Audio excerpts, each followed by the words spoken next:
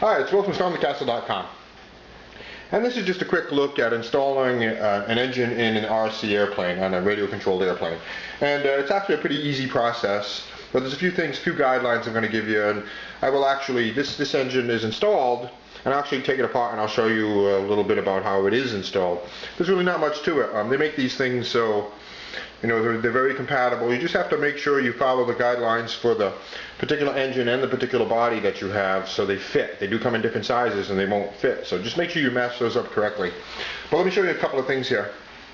You know, this one just took 4 bolts to install it into the engine mount for the airplane, and then there's just a few connections that you have to do, like for instance these 2 hoses here are fuel lines, and one of them is to feed fuel from the gas tank into the engine.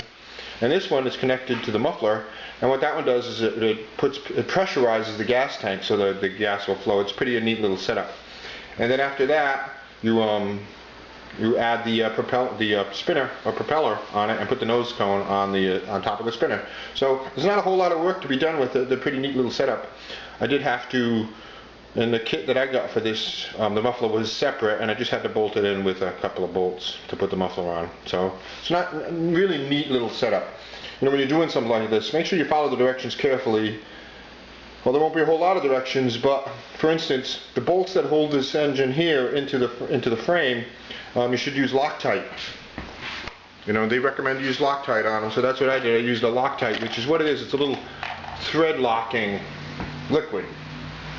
And because this is, you know, vibrating at, you know, at such a high rate, it'd be very easy for those screws to actually come undone or get loosened. And the thread locker, which is just a temporary thread locker, will keep everything tight. So that's a consideration you want to use. Use thread locker to lock those in. So I will take this out and I'll just show you real quick, you know, what it looks like going into the engine, into the airplane. Okay, let's take a look inside here. Inside here with the engine mount. And what we have is 3 connections to the engine, right? I showed you the fuel line, the muffler line, and I didn't show you the throttle here. This actual control wire goes back to a servo inside there, and that servo will activate the throttle, which is here on the engine. If we can take a look at this, that servo will connect right to this, and if you can see it, it will open up the carburetor. See it? So now the important thing here is to see you can see these brackets here. There's 4 bolts. There's 2 bolts on this bracket, 2 bolts on this bracket. So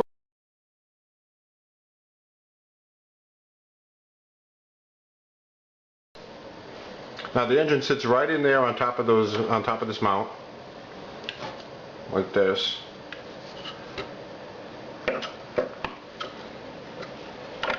And then on top of that engine,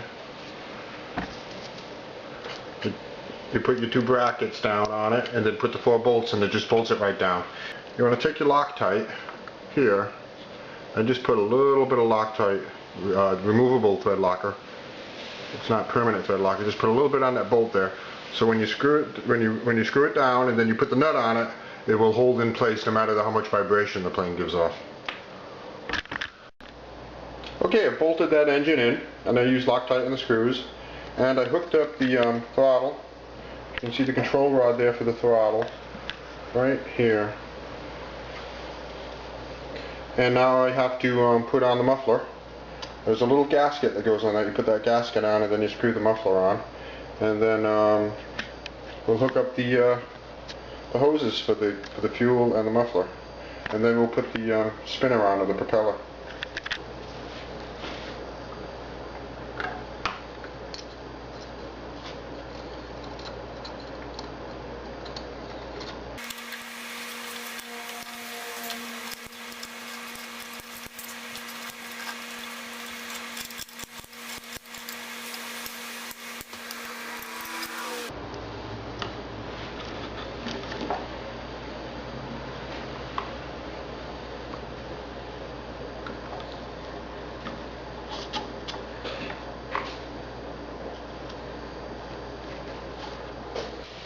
Okay, we've got that engine mounted in there, And now it just remaining is to put on the spinner assembly. And it's not that hard. Just make sure you get the process right. Go by the directions. And there's this drive shaft is slotted, so this will only fit in certain ways. But you can see there's like breakaway threads here. These ribs are breakaway, so it holds tight, but it'll still break away. So take your time with it, put that together.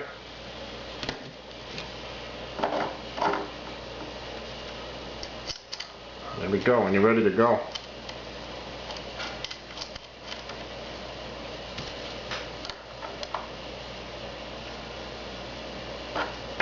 And then the nose comes, and that'll need to be screwed on.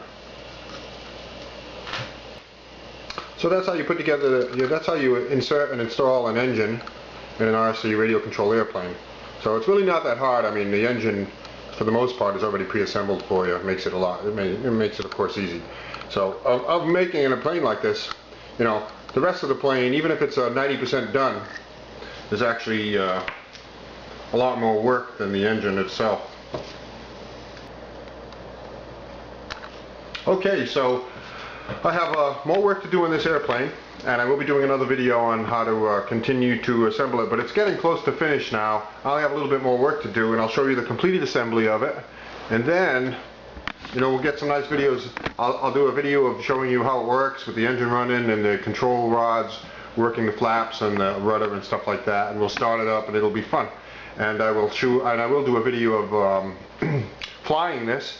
And then, if you've been watching my videos, you know I have a small camera that I got for a rocket that's mounted inside a rocket. Hopefully I will be taking that camera out after I've launched that rocket and putting it on, mounting it on this airplane, so we'll get some aerial footage with this, which would be kind of cool. Thanks for watching. Lots more stuff on my website and lots more RC airplane stuff and all kinds of projects at stormthecastle.com.